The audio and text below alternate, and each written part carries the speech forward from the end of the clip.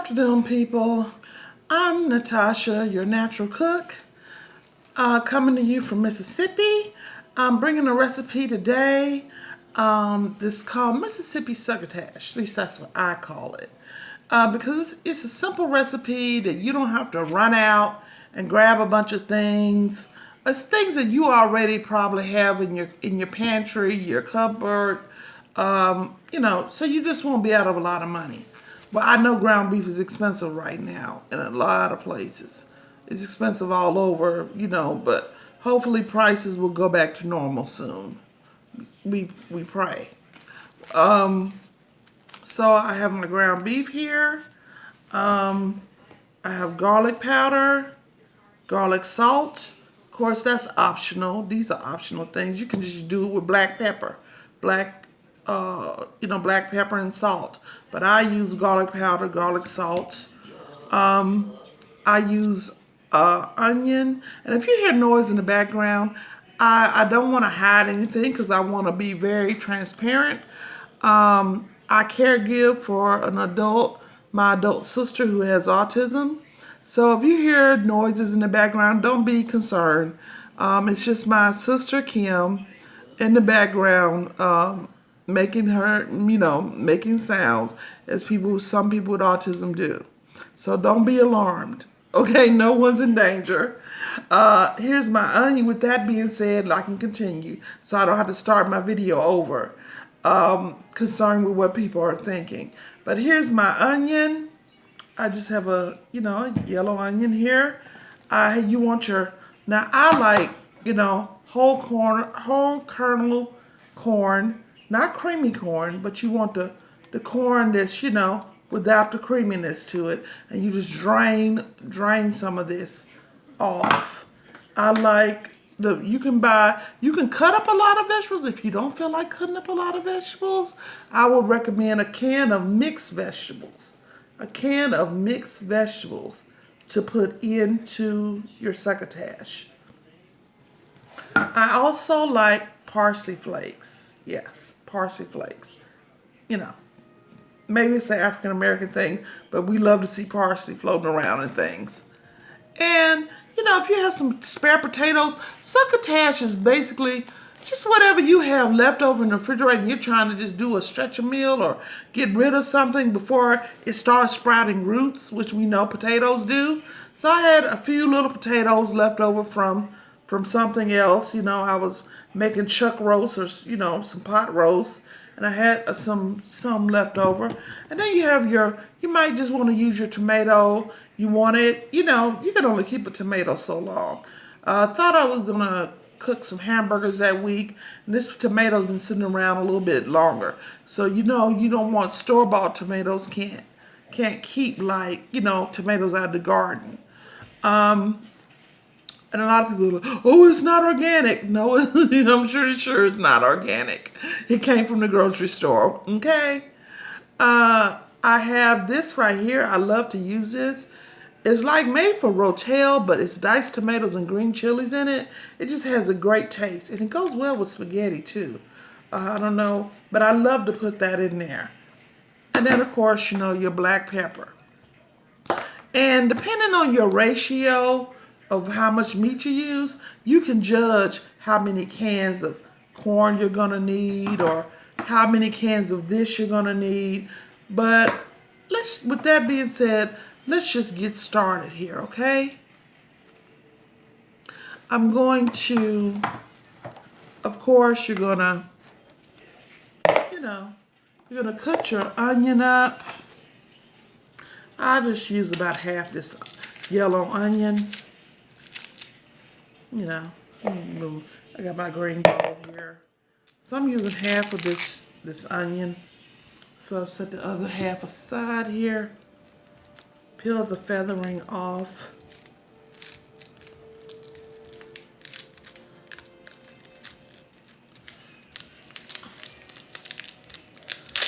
Okay.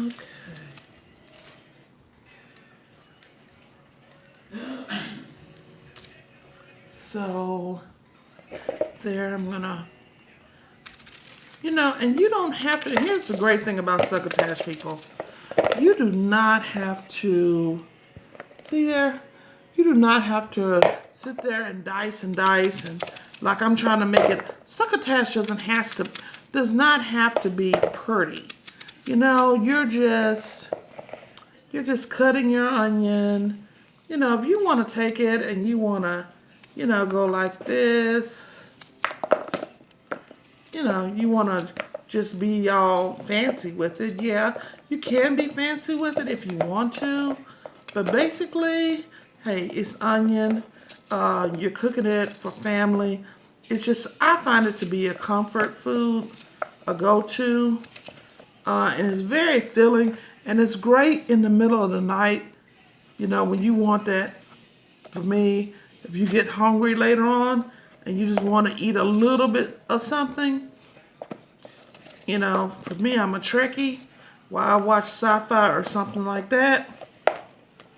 But you just want to, you know, cut your onion up, you know, which I'm doing here. You know, you cut your onion up.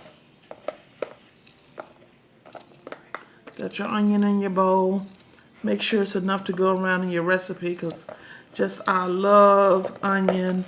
Some people don't like onion. I just don't understand you, but okay.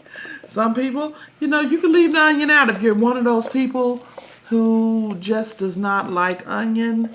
Then, you know, onion won't be necessary for your recipe.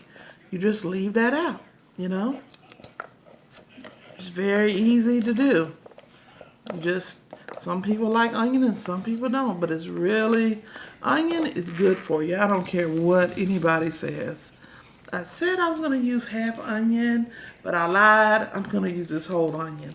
This is not a very big onion, especially for someone who loves, I love, love, love. My mom grew us up on onion. I love, love, love onions. I mean, literally, I like the smell of onions. I like the taste of onions, you know.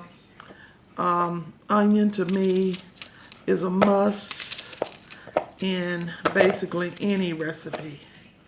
It really is. But that's just me.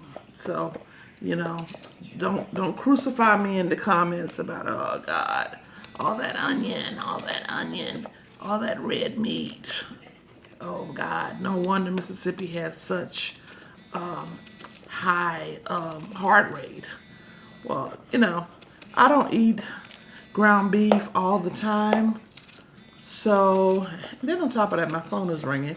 But I'm going to continue on. It's not an emergency. I'll just call that person back. These are the things you don't do during a YouTube video. So I can also make a video about that. Things you don't do during a YouTube video. Leave the phone on. Yeah, don't leave the phone on because people will call. And it's usually not an emergency. Because if it was an emergency, I would know. My sister is right here. That would be my main emergency. Okay, then I have these little red potatoes here. Some people are like, oh my God, she didn't take the skin off. She didn't take the skin off. Okay, here's what I'm doing. I'm going to quarter these up. And then I'm going to cut them smaller because we're just doing an on top of the stove recipe. We're not, let me scoot my chair up so my back can be supported. Because last thing I need is my back to spasm right while I'm on making a video. Excuse me. Excuse me, Hans. Yes, okay. So I'm going to quarter these up some more because they're raw starting off, you know. So you want these as small as possible. You know, you just really do. You want these really tidbit size. You know, yes, I have. Well, you're like, why are you doing that? You already have your can of mixed vegetables. But yes, I do still like to put mix some fresh in there. Or you can use frozen mixed vegetables. Whichever one suits you or suits your budget, because I'm not going to be one to judge. That's a great thing about succotash. It's like, it's a you can't go wrong recipe. It's just like It's just like if you're making a stew and you're just gonna, you throw whatever you want into your own stew. You don't have to be Wolfgang Puck. You just throw everything in there. We're not trying to be Julia Childs. We're trying to be you. And this is a you recipe, you know? You put your heart into it, you know? It's not all this, we're gonna measure this and we're gonna figure out that. You do it to your taste. What seasonings you like. Because usually for me, I would put in a crushed red pepper. But everybody's not a crushed red pepper fan. Or I would put in real jalapenos. You know, oh, I knew I was forgetting something. I meant to put my baby carrots in here. I thought I took them out. I thought I laid everything out that I needed for this recipe. But there's some baby carrots in the mixed vegetables, so it'll be taken care of. Just one less vegetable for me to have to chop, huh? One less vegetable for me to chop on. Okay? And of course, I'm gonna cut my tomato in here. And I'm gonna use this whole tomato. And do I worry about tomato seeds? No, I do not. Because those tomatoes are going to get softened and they're stewed in there, and they're just gonna make a beautiful, saucy base, you know, when they mix in with the meat. So I'm gonna pause for a second and go to browning this meat. Okay, people, we're back. And now I'm standing at my ceramic stove here. I have my copper skillet. I'm gonna just turn the on, continue with my succotash recipe. Cause we're gonna be browning the beef here.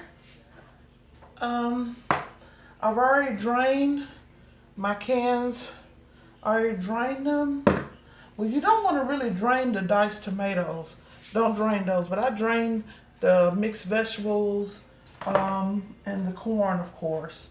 And of course I have my other onions, all of that, my potatoes and my onions all in the bowl together, diced up. And I wanted to add one more thing. This is optional, but sometimes lean ground beef doesn't have enough, doesn't produce enough oil. So I just put a little vegetable oil just in there to give it a boost, you know. Sometimes you need that. And I'm gonna take my meat out of the pack here. Of course, my hands are washed, so let's not get, you know, crossed about that.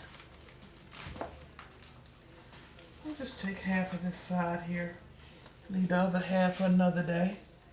You want to just, you know, crumble your meat up into here. You know, it's sort of, you know, it's been in the refrigerator, it's sort of all together there. You can mash it up or whatever you want there. Okay. You can put your little sprigs of salt in there, but you already got garlic salt, so you don't want to overdo it with the salt. The salt factor. Come over here. Excuse me for a second. I have to walk off camera.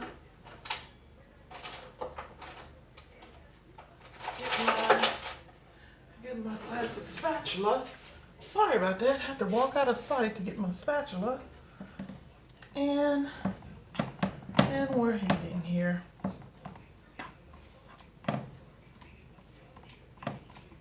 Okay. So we're just starting to brown it. And the thing about it is you want to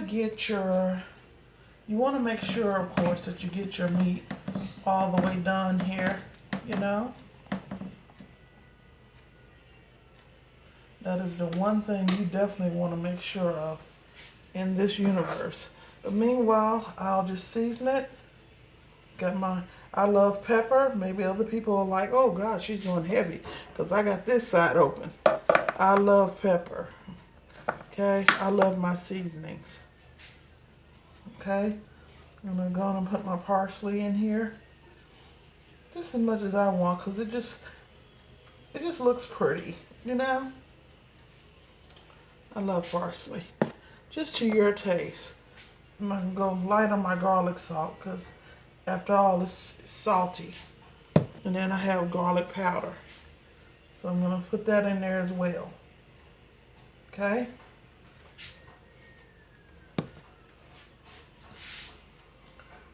And just let it sizzle here. So that's what we're doing right now. We're letting it sizzle and letting it fry. And while you're doing that, for a person that has a bad back, that would be me, of course. I make no excuses. Injured my back years ago, so sometimes I have to sit down. So, it's just one of those things. But you can still cook sitting down. I wouldn't recommend it for everybody. Just be more careful. Just when I feel like my back is going to act up,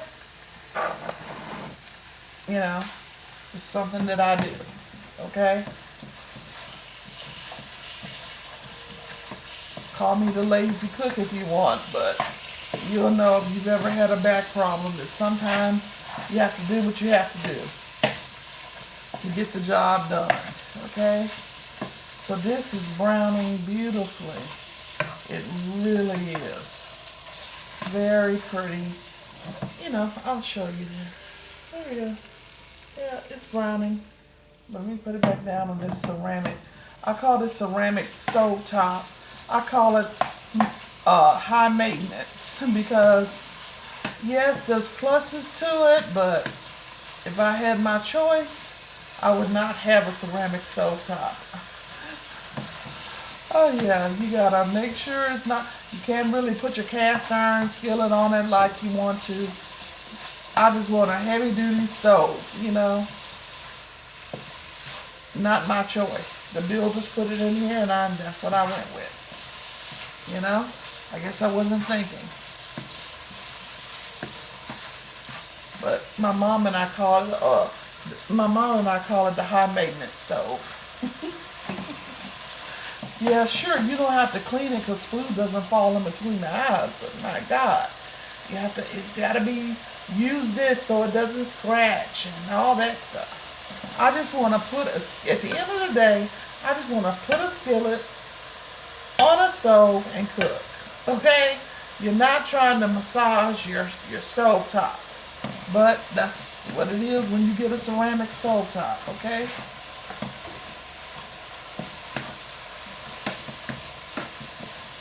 So, just stirring this all around here, browning my meat,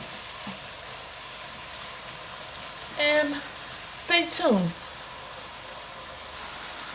Okay, when your meat is brown, I dumped all of my raw vegetables, which was my tomatoes, my yellow onion, and my potatoes into the pot because, let's face it, raw vegetables take longer to cook, They take longer to yield.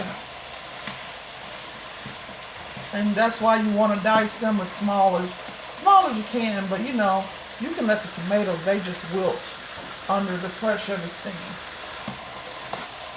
So that's no biggie there. So you're going to let your onions, sweat it out. Oh yeah. Let me give you a good look at how this looks. Yeah. Awesome, huh? Very pretty. Sorry, because I'm using my Samsung giant tablet. I call it my Samsung Galaxy View 2. to do this video. So here we go, and we're still going here. And let's see.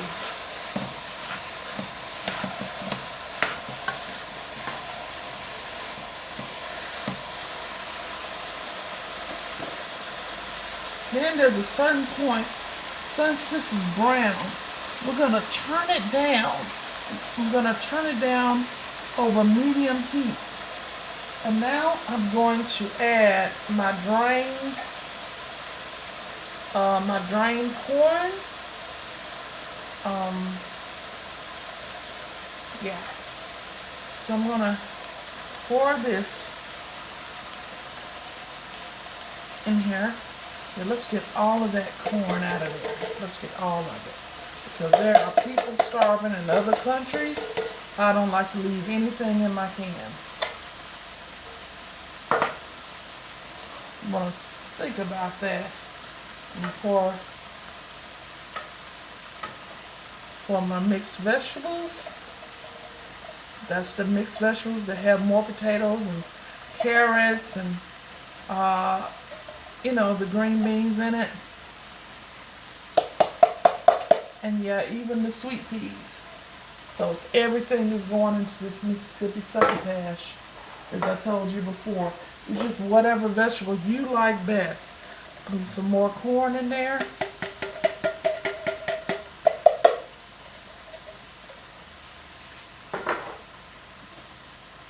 This is great on a football day. You know, if you're worried about having too much meat in there or whatever, you just stir your meat around, because you're going to have more vegetables than meat, and that's the great thing. But those morsels of meat do count. Count for a lot. So you notice, turn that down some. And now I'm going to add my tomatoes over here. And these are my diced. Yeah, let's get that off that can there. And you can use tomato paste in this recipe. You can use like, you know, the cheaper sauces, the Prego, the ragu, the other things that you want. Okay, people, this is coming together beautifully. Oh, I wish I could tell you the aroma. But if you're a beginner, I would say make sure you know that to cook your potatoes, if you're wondering how can you tell when the succotash is done, if you use any raw vegetables like I used, if they're tender, when you take a sample of your food, like I'm about to do right now, like I'm gonna take one of these potatoes out of here that I diced up, and you wanted them small, and that's the reason. It needs just a few more minutes on, but this is hitting on all cylinders. This is what I call a one skillet meal. You know, like how you used to get home from school and your mom used to have hamburger helper ready for you when you get off the school bus. I call it a one skillet meal that will please all. You're getting all your nutritions, all your vegetables in there, and your children won't even realize it because it's succotash. And if you want to just get fancy pantsy with it, you can, just between you and me, get some nachos and or some oh gosh, what am I trying to say? Burrito, the little flour tortillas, and you can drain some of this and put them in the flour tortillas for your children. You can eat it with pita bread. You can eat it with cornbread. It's just so many things you can do right now with this. Yeah. If you wanted to, drain it, put it in your taco shell, or you can just crush some tortillas up, some taco shells in it, and have, on the plate, have it as like a taco, taco succotash. You just let your imagination run wild with this recipe. And I'm going to show you what what the finished product looks like. Look at this finished product.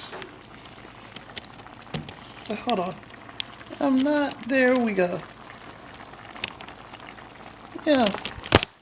I'm almost about to drop my tablet trying to show it to you when all I had to do was lean in. And there we go. You might see my sister back there laying on her pallet like she likes to do. Told you I had a sister with autism and she likes to be back there doing her thing. But, yeah. So that's what it looks like. See how fiesta that looks? That looks like a little fiesta. So, I hope you enjoyed my recipe. Hope to bring you more. And it's me, Natasha, the natural cook in the kitchen. Bye.